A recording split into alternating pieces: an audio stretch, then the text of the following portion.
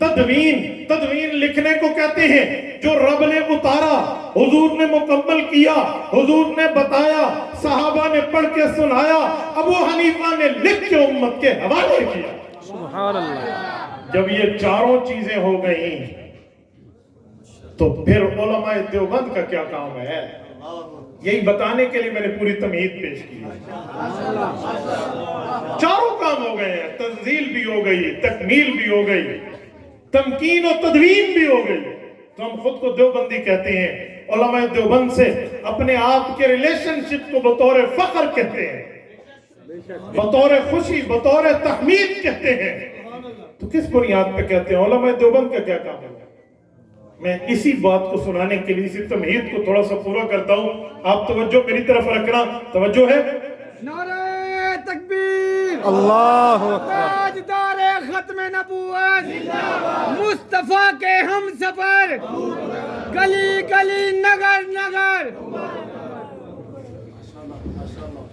میں نے یہاں ایک جملہ کہا کہ جس امام کے لیے قرآن میں سلامیاں، حدیث میں سلامیاں ہیں، ہو سکتا ہے میرے جانے کے بعد کوئی آپ کو کہے وہ کہاں ہے، ہمیں دکھایا، بتایا، سنایا، سمجھایا جائے، تو میں ایک ایک دلیل پڑھ دیتا ہوں۔ توجہ رکھنا، قرآن کریم سورت نمبر 62 سورت جمعہ، پہلا رکوع، 28واں پارہ، سورت کا پہلا رکوع، رب کریم نے اعلان فرمایا وَآخَرِينَ مِنْهُمْ لَمَّا يَلْحَقُوا بِهِمْ، پیغمبر پہ آیت اتری، ترجمہ اجمی آئیں گے، آ کر دین کی خدمت کریں گے، کیونکہ پہلے امیین عرب کی بات ہے، پھر آخرین عجم کی بات ہے۔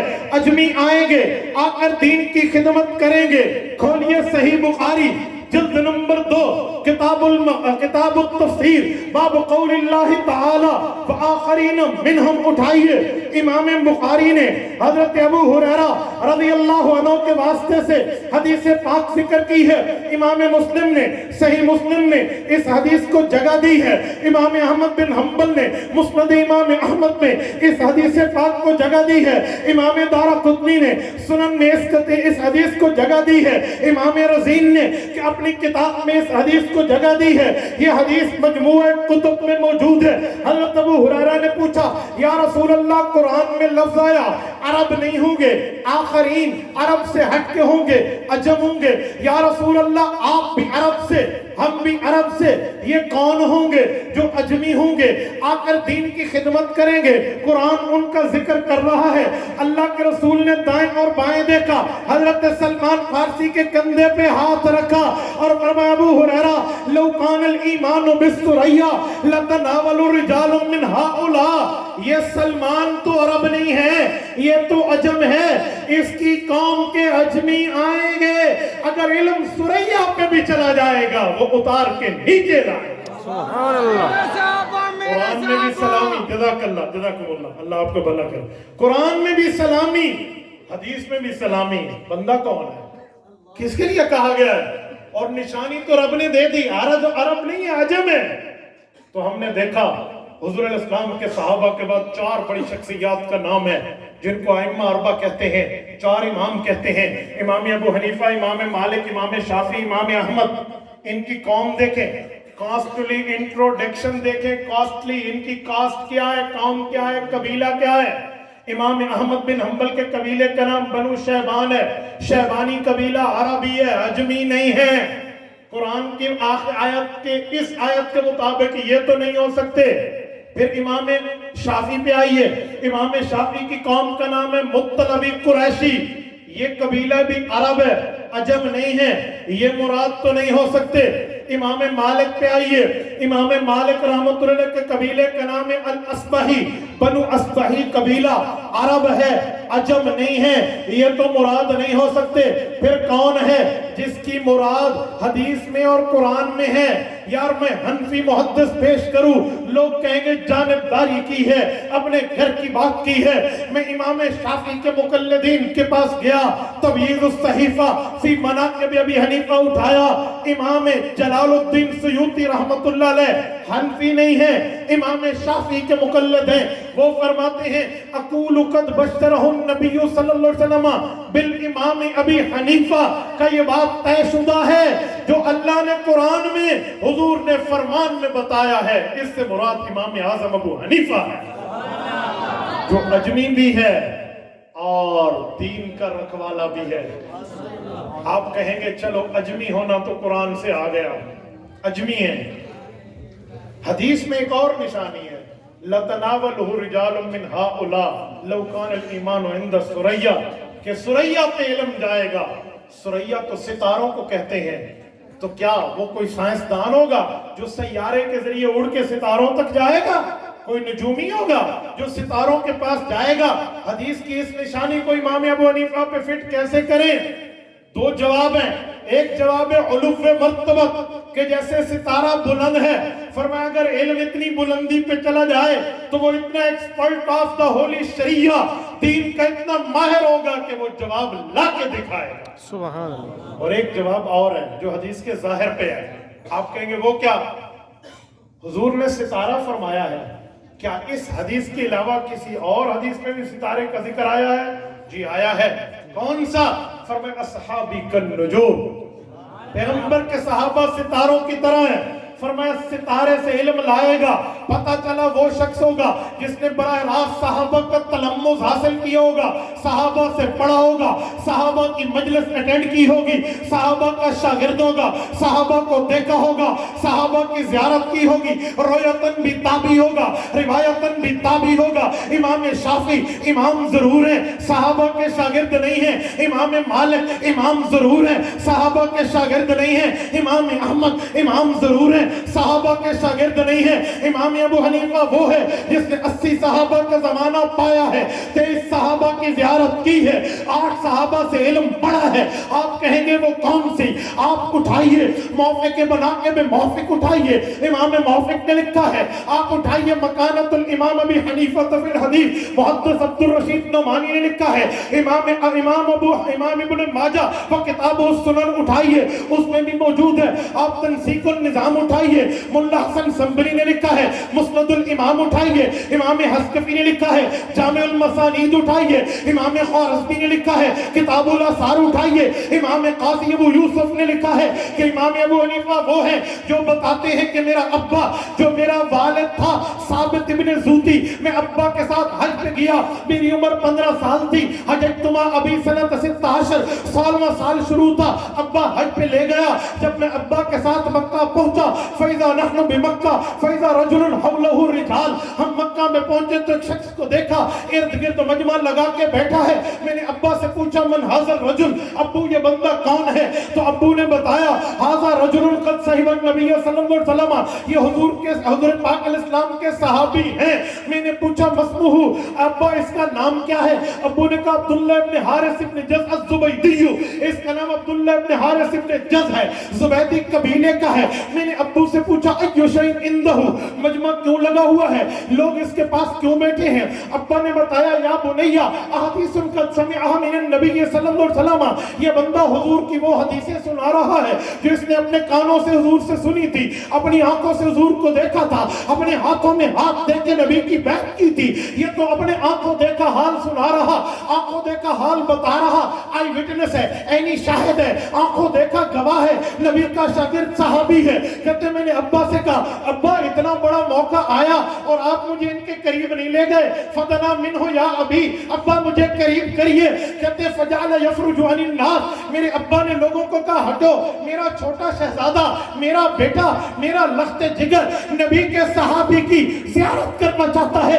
کہتے مجمع ہٹتا چلا گیا، حتی دنوت منہ، امام ابو حنیفہ کہتے عمر 16 سال ہے، میں اس صحابی کے قدموں میں جا کے بیٹھ گیا، حتی سمعتہ ورأیتہ، میں نے اس کو دیکھا، میں نے اس سے حدیث سنی، یقول قال رسول اللہ صلی اللہ علیہ وسلم، وہ حدیث سنا رہے تھے، اللہ کے رسول نے فرمایا من تفقہ فی دین اللہ کفاہ اللہ وَأَطْعَمَهُ وَرَزَقَهُ مِنْ حَيْثُ لَا يَحْتَسِبُ۔ اے لوگوں، نبی کا اعلان ہے، نبی کا فرمان ہے، نبی کی حدیث ہے کہ جس شخص نے علم فقہ دین کی مہارت حاصل کی، اسے دو چیزیں انعام میں ملیں گی۔ نمبر ایک، ٹینشن فری لائف ہوگی، اس کو کوئی تکلیف زندگی میں نہیں ہوگی، اور اس کو رزق وہاں سے ملے گا جہاں پہ گمان ہی نہیں۔ سبحان اللہ۔ اس حدیث سے پتہ چلا امام ابو حنیفہ رأیتہ و سمعتہ رویتن بالتابی روایتن بالتابی، دیکھا بھی ہے سنا بھی ہے۔ تو حدیث نے کیا کہا؟ عند الثریا، جو شخص آئے گا وہ ستاروں کے قریب ہوگا۔ تو ستارے سے مراد پیغمبر کے صحابہ، اور یہ صحابہ کا شاگرد ہے۔ قرآن کی نشانی بھی پوری، فرمان کی نشانی بھی۔ سبحان اللہ۔ تو اس نے لکھا امت کو دیا، لکھ کے امت کو دیا۔ حجت اللہ فی الارض حضرت مولانا محمد امین صفدر اکاڑوی نور اللہ مرکزہ کی تحقیق عالی شان کے مطابق 12,90,000 مسائل ہیں شریعت کے، جو امام ابو حنیفہ نے قرآن سے، حضور کے فرمان کے، صحابہ کے اقوال سے، اہل بیت کے فتاوی سے نکال کے امت کو لکھ کے دیا۔ 10,000 کم 13 لاکھ، جن میں صرف 70,000 تو نماز کے ہیں، اللہ اکبر سے لے کر تکبیر تحریمہ سے سلام تک۔ آج جس کو 7 مسئلے بھی نہیں آتے وہ بھی امام ابو حنیفہ پہ بات کر رہا ہوتا ہے۔ 7 مسئلے نہ آئے، 70 تو دور، اس نے تو 70,000 لکھ دیے نماز کے۔ میرے دوستو، تو میں نے کہا 4 کام تھے۔ تنزیل اتارا رب نے، تکمیل مکمل کیا حضور نے، تمکین مضبوط کیا حضور کے صحابہ نے، تدوین لکھ کے دیا صحابہ کے شاگرد ابو حنیفہ نے۔ تو علماء دیوبند کا کیا کام ہے؟ آؤ سنا۔ جب یہ چاروں چیزیں ہو گئیں، دین اترا بھی، پورا بھی، مکمل بھی، لکھ کے بھی دیا، تو اب ضرورت تھی کہ جب عرب سے نکل کے دین عجم میں آیا، سرزمین حجاز سے نکل کے سرزمین ہند میں آیا، آپ کے اور ہماری سرزمین پہ آیا، تو 2 قسم کا مقابلہ دین سے ہو گیا۔ ایک کو کہتے ہیں الحاد، ایک کو کہتے ہیں بدعات۔ الحاد کا معنی دین کو گھٹا دو، بدعات کا معنی دین کو بڑھا دو۔ یہ سب کچھ اپنی مفاد پرستی کی خاطر، اپنی خواہش نفس کی خاطر یہ کام کیا گیا۔ کسی نے دین کو گھٹا دیا، کسی نے دین کو بڑھا دیا، جس کا جو چیز چاہا اس نے ویسے کیا، تو تکمیل ہو گئی، تنزیل ہو گئی، تدوین ہو گئی، تمکین ہو گئی۔ اب ضرورت تھی تطہیر کی، دین کی پاکیزگی کی، دین کے بچانے کی، دین کے خالص کرنے کے لیے۔ تو پھر لیمیز اللہ الخبیث من الطیب، رب کی صفت، رب کی فطرت، رب کی سنت، رب کی عادت ہے کہ جب ظلم حد سے بڑھتا ہے تو مٹ جاتا ہے، جب ظلم اپنا دائرہ باؤنڈری کراس کرتا ہے تو پھر مٹ جاتا ہے، کیونکہ کفر کی گورنمنٹ چل سکتی ہے، ظلم کی گورنمنٹ نہیں چل سکتی۔ المسلط بالجبروت پہ حدیث پاک میں بھی لعنت آئی ہے۔ تو پھر جن نے دین کو گھٹایا انہوں نے بھی ظلم کیا، جنہوں نے دین کو بڑھایا انہوں نے بھی ظلم کیا۔ تو کچھ الہاد والے تھے، کچھ بدعات والے تھے۔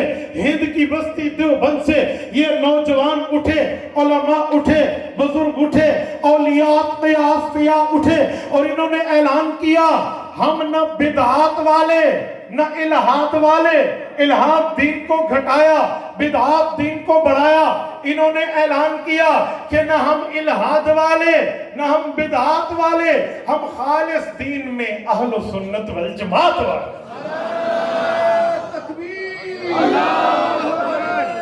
تکبیر، شان محمد مصطفیٰ، عظمت صحابہ، علماء حق، علماء اہل سنت، علماء حق، علماء دیوبند، نعرہ تکبیر، مدارس دینیہ، مدارس دینیہ۔ ان کا اعلان تھا نہ ہم الہاد والے نہ بدعات والے، بلکہ صحیح راستہ اہل سنت والجماعت کا۔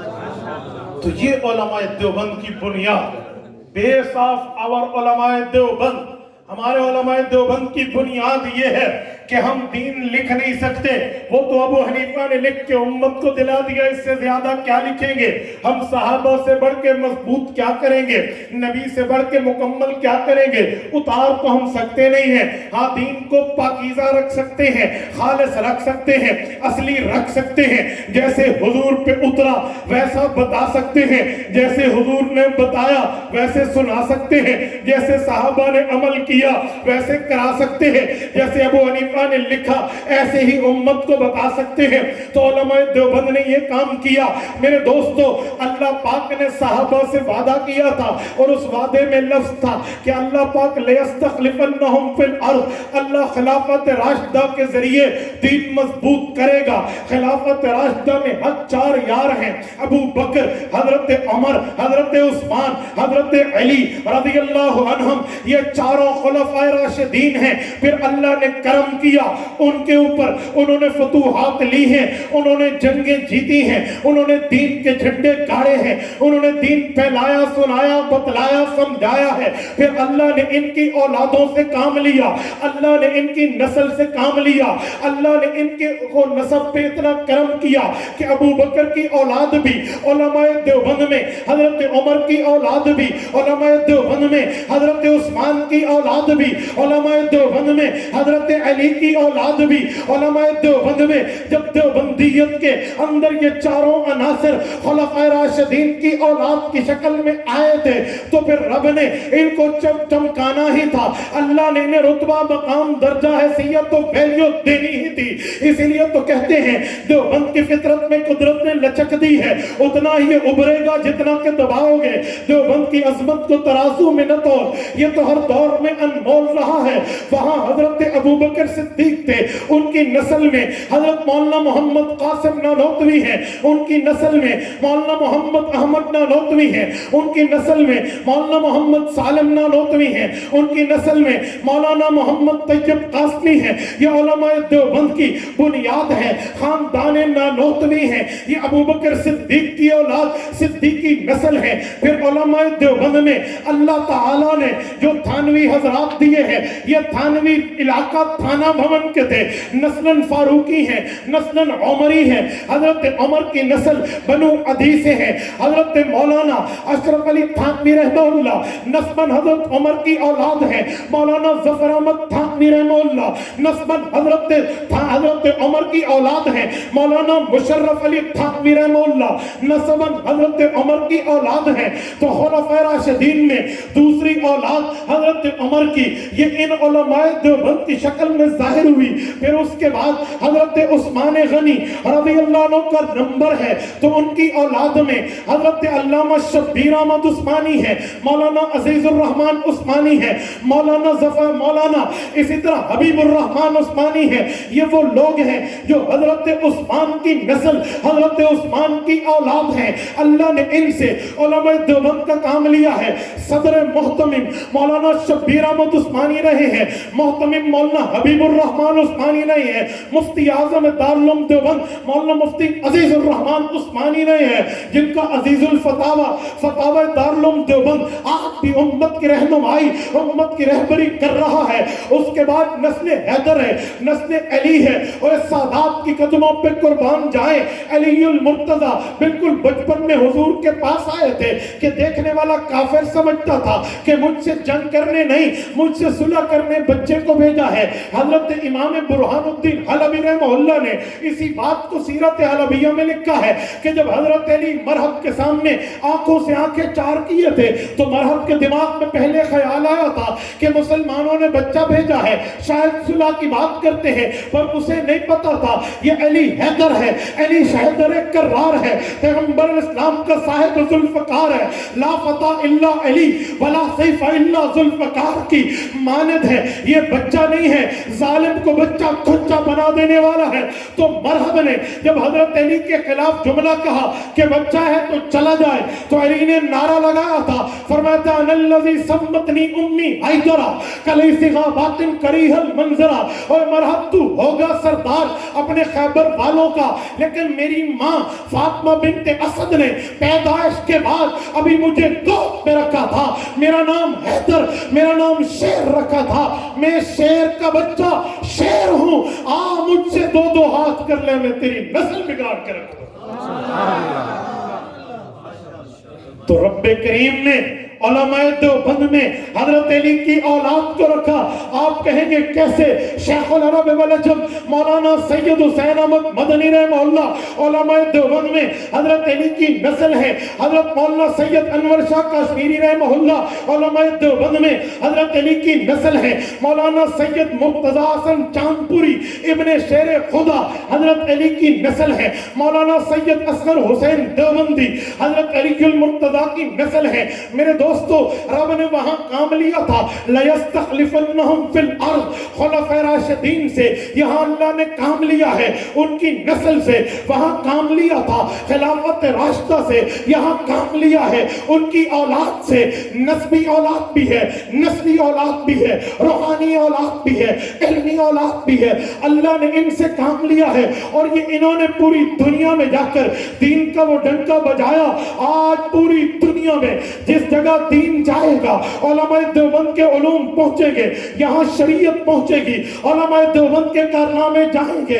ایک نہیں، دنیا کے 7 بر اعظم ہیں، ایسی ایسی جگہ ہیں جہاں پر علماء دیوبند کا دین پہنچا، عام بندے نہ پہنچ سکے۔ کلمات طیبات اٹھائیے، 50 سال دیوبند کے محتمم رہے قاری محمد طیب قاسمی رحمہ اللہ، وہ لکھتے ہیں کہ میں افریقہ کے ایک جزیرے میں گیا، وہاں سے ہم کشتی لے کے ایک اور جزیرے میں گئے، وہاں پہ ہم پہنچے تو انہوں نے کہا بڑا اللہ والا ہے، بڑا فقیہ، بڑا عالم، بڑا محدث، بڑا مفسر، بڑا نیک ہے، اس کی زیارت کرو۔ کہتے ہیں وہاں گیا تو اتنا بوڑھا تھا کہ اس کی بھویں بڑی بڑھ چکی تھی، اس نے بھویں اٹھائی اور پوچھا کہ بندہ کون آیا؟ ان کے ارد گرد کے ساتھیوں نے کہا حضرت یہ بندہ ہندوستان سے آیا، ہندوستان کے صوبہ اتر پردیش سے آیا، اتر پردیش کے علاقے سہارنپور سے آیا، اس کی بستی دیوبند سے آیا۔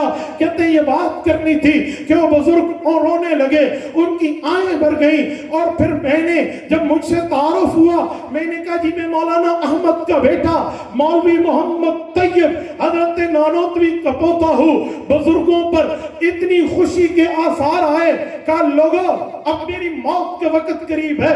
سب نے کہا حضرت کیا ہو گیا؟ وہ کہنے لگے رب سے میں نے اس وقت تک موت کی تاخیر مانگی تھی، اللہ مجھے اس وقت تک موت نہ دینا جب تک میں اپنے استاد مولانا محمد قاسم نانوتوی کا فیض اپنی بستی میں پھیلتا ہوا نہ دیکھ لوں۔ لوگوں آج میں نے استاد کے پوتے کو دیوبند سے نکل کے یہاں پہنچتے دیکھا ہے، میرا آخری وقت قریب ہے۔ نعرہ تکبیر، شان محمد مصطفیٰ، عظمت صحابہ، علماء حق، علماء اہل سنت، علماء دیوبند، علماء دیوبند، وکیل احناف، وکیل اہل سنت مولانا عبدالواحد، مفتی عبدالواحد صاحب قریشی صاحب۔ جزاک اللہ، شکر ہے میرا توجہ کام کر گئی، میرا نعرہ نہیں انہی کا نعرہ لگائیں جن کی بات چل رہی ہے۔ توجہ میرے دوستو، آج انہی کے علوم پوری دنیا میں پھیل رہے ہیں۔ یہ علماء دیوبند ہیں جنہوں نے تطہیر دین کا کام کیا ہے، پاکیزگی کا، نہ بدعات نہ الہاد، اصل دین صراط مستقیم اہل سنت والجماعت۔ اور سنیں آج 13 دسمبر ہے اور آج 75واں یوم وفات ہے اس شخص کا جو علماء دیوبند میں بانی پاکستان ہے، اس شخص کا جس کے لیے قائد اعظم محمد علی جناح نے فرمایا تھا اپنے ایڈی کان عدنان کو کہ انہیں کال کرو، قائد اعظم اس وقت زیارت میں ہے اور وہ کال کر رہے ہیں کہ کراچی میں رہنا، میری طبیعت خراب ہے، میرا آخری وقت آ گیا تو جنازہ آپ پڑھنا۔ علامہ شبیر احمد عثمانی رحمہ اللہ، 13 اگست 1949 حضرت کا انتقال ہے۔ آج 13 اگست 2024 75 سال پورے ہو رہے ہیں، اور یہ بانی پاکستان ہے۔ تو میں اسی لیے ایک جملہ کہہ دوں، قائد اعظم محمد علی جناح نے حکیم الامت حضرت تھانوی کو اس وقت لکھا تھا جب جھانسی کے الیکشن سے واپس آ رہے تھے۔ مولانا انوار الحسن شرکوٹی رحمہ اللہ نے سوانح شیخ الاسلام میں لکھا ہے کہ جھانسی کے الیکشن تھا، وہاں سے واپس آ رہے تو حضرت تھانوی کو خط لکھا، حضرت تھانوی تھانہ بھون میں نہیں تھے۔ قائد اعظم نے کہا آپ ہندوستان کے بہت بڑے عالم دین ہیں، آپ میری تحریک کے لیے دعا کریں کہ ہمارا اعلان ہے بٹ کے رہے گا ہندوستان، لے کے رہیں گے پاکستان، پاکستان کا مطلب کیا؟ لا الہ الا اللہ محمد الرسول اللہ، یہ لکھوا کے بھجوایا۔ حضرت تھانوی نے جواب دیا کہ مجھے آپ کے اوپر 2 سوالات ہیں، مجھے ان کا اطمینان چاہیے، پھر دعا بھی ہوگی، ساتھ بھی ملے گا۔ پوچھا گیا کیا بات ہے؟ فرمایا پہلی بات یہ ہے کہ آپ تو سر ننگے رہتے ہیں، رسالت میں آپ سر ننگے نہیں رہتے تھے، اللہ نے انہیں فتح دی، آپ حضور کے دین کو لے کر کافروں کی زمین فتح کرنے لگے ہیں، تو آپ کا سر ننگا یوں نہیں ہونا چاہیے۔ نمبر 2، آپ جو ہے پینٹ میں رہتے ہیں، پینٹ شرٹ میں، یہ لباس یوں نہیں ہونا چاہیے، آپ کا لباس بھی ویسا ہو جن کے آپ نام لیوا ہیں۔ تو کہتے ہیں پھر حضور پاک علیہ السلام کی جب یہ بات قائد اعظم نے پڑھی تو پھر قائد اعظم بھی وکیل ہی تھے، پھر انہوں نے وہی پوائنٹ لکھ کے بھیجا کہ حضرت سر بھی ڈھانپوں گا، کپڑے بھی ٹھیک پہنوں گا، آپ طے کر دیجئے سر ڈھانکنے کے لیے ٹوپی اپنی اور کپڑوں کی ترتیب بھی آپ کے مشورے سے۔ اور میں نے سنا ہے حضور پاک جہاں جاتے ہاتھ میں لاٹھی رکھتے تھے مفتوحہ علاقے میں، کہ جمعہ کے خطبے میں خطیب بھی ہاتھ میں عصا رکھتے ہیں، تو اپنی عصا بھی عطا فرمائیے۔ کہتے ہیں حضرت تھانوی نے اپنی کیپ بھی دی، شیروانی بھی بھیجی اور اپنی لاٹھی بھی دی۔ قائد اعظم نے سر پہ جنا کیپ جسے کہتے ہیں دراصل تھانوی کیپ ہے، وہی سر پہ رکھی، شیروانی کو پاکستان کا قومی لباس قرار دیا، ہاتھ میں عصا رکھا، پھر 3 پیس نہیں پہنا، اور حضرت تھانوی نے 2 بندے اپنی ساتھ دعا کے لیے ساتھ بھیجے، ایک اپنا بھانجا، ایک اپنا شاگرد۔ بھانجے کا نام مولانا ظفر احمد تھانوی، شاگرد کا نام علامہ شبیر احمد عثمانی۔ یہ دونوں آئے، قائد اعظم کے ساتھی رہے، دوست رہے، ایک ایک جگہ پہ ساتھ رہے، سلہٹ سے لے کر چترال تک کے ریفرنڈم پہ علامہ شبیر احمد عثمانی گئے۔ پورا صوبہ سرحد، یہ سرحد کا اعلان تھا کہ ہم پاکستان کے ساتھ بھی نہیں جائیں گے، ہندوستان کے ساتھ بھی نہیں جائیں گے، ہم الگ رہیں گے۔ علامہ عثمانی ڈیرہ اسماعیل خان سے لے کے چترال کی فلک بوس چوٹیوں تک 2 ہفتے کا سفر کرتے ہیں، ایک ایک شہر میں جاتے ہیں، ایک ایک چوک میں جاتے ہیں، اس وقت کی مسلم لیگ کا نظریہ ان کو باور کراتے ہیں، قائد اعظم کا پیغام دلاتے ہیں اور انہیں یقین دلاتے ہیں کہ ہم نے یہ ملک اسلام کے نام پہ لینا ہے۔ تو پورا صوبہ سرحد علامہ عثمانی کی اس تحریک پہ پلٹا کھا کے پاکستان کا حصہ بنا، ورنہ وہ نارتھ ویسٹ فرنٹیئر پروونس تھا، شمال مغربی صوبہ تھا، وہ اپنا نام بھی پاکستان کو نہیں لے رہا تھا، لیکن علامہ عثمانی کی تحریک پہ وہ ساتھ رہے۔ اور پھر وہ وقت آیا جب 27 رمضان 1361 ہجری بمطابق 14 اگست 1947 کا دن تھا، تو پاکستان ماراز وجود میں آیا۔ اگلے دن پاکستان کے جو اس وقت اولڈ کیپٹل پرانا دارالخلافہ کراچی تھا، وہاں پر تلاوت بھی علامہ عثمانی سے قائد اعظم نے کرائی، پرچم بھی ان کے ہاتھ سے لہرایا۔ درمیان میں سمندر تھا، ڈھاکہ دور تھا، تو حضرت تھانوی کے بھانجے علامہ ظفر احمد تھانوی کو وہاں بھیجا۔ قائد اعظم نے انہوں نے وہاں پہ جا کے پرچم لہرایا اور وہاں پہ پاکستان بننے کا اعلان کیا، تقریب کی تلاوت کی۔ یہ علامہ شبیر احمد عثمانی ہے جو سب سے پہلے پاکستان کی دستور ساز اسمبلی کا رکن ہے، دستور ساز کمیٹی کا صدر ہے، جس نے قرارداد مقاصد اپنے ہاتھ سے لکھی ہے۔ 22 نقاط، جس اسلامی نقاط پہ ہمارا 73 کا آئین ٹھہرا ہے، یہ لکھا ہوا علامہ عثمانی کے قلم سے ہے۔ علامہ عثمانی نے قرارداد مقاصد لکھی تھی جسے ایوب خان جیسا ڈکٹیٹر بھی نہ ہٹا سکا، جسے یحییٰ خان جیسا ڈکٹیٹر بھی نہ ہٹا سکا، جسے ضیاء الحق اور مشرف جیسے ڈکٹیٹر بھی نہیں ہٹا سکے۔ آج تک پاکستان کے قانون میں پہلا آرٹیکل یہی ہے کہ قرآن و سنت کے مطابق قانون سازی طے شدہ ہے۔ اگر قرآن و سنت کے خلاف کوئی قانون سازی یا لیجسلیشن ہوگی، اسے supreme court of the Pakistan میں چیلنج کیا جائے گا اور اس لیجسلیشن کو ڈسمس کیا جائے گا۔ یہ قرارداد مقاصد میں پہلا مقصد علامہ عثمانی نے قائد اعظم کے کہنے پہ لکھوایا تھا، اور پھر قائد اعظم نے کہا تھا میں لا آف عمر ابن خطاب नाफिज करूंगा। तो उसके लिए मौलाना मोहम्मद अली जौहर ने अल्लामा शिबली नौमानी की किताब अल फारूक का हिस्सा सानी जो हुकूमत पे मुश्तमिल है उसका इंग्लिश ट्रांसलेट करके कायदे आज़म को दिया था, जो उन्होंने पढ़ा था और उसके मुताबिक वो लेजिस्लेशन चाहते थे, पर वक्त ने वफा न की और उनकी जिंदगी ने वफात न की, वो फौत हो गए। मेरी बात का मतलब अल्लामा उस्मानी वो शख्स है जो कायदे आज़म के साथ कदम बकदम ठहरा है, कायदे आज़म के साथ लम्हा बलम्हा ठहरा है, कायदे आज़म के मामलात में एक एक जगह ठहरे हैं। ये बानी पाकिस्तान है, इस शख्स का पाकिस्तान में किरदार है। आज उसी का 75वां यौम वफात है। मैंने देवबंदियत पे बात चलाई थी, तो देवबंदियत का किरदार सिर्फ दीन में नहीं है, मुल्क पाकिस्तान के बुनियाद में। और मेरे दोस्तों, मैं एक बात समझाने के लिए कहता हूं,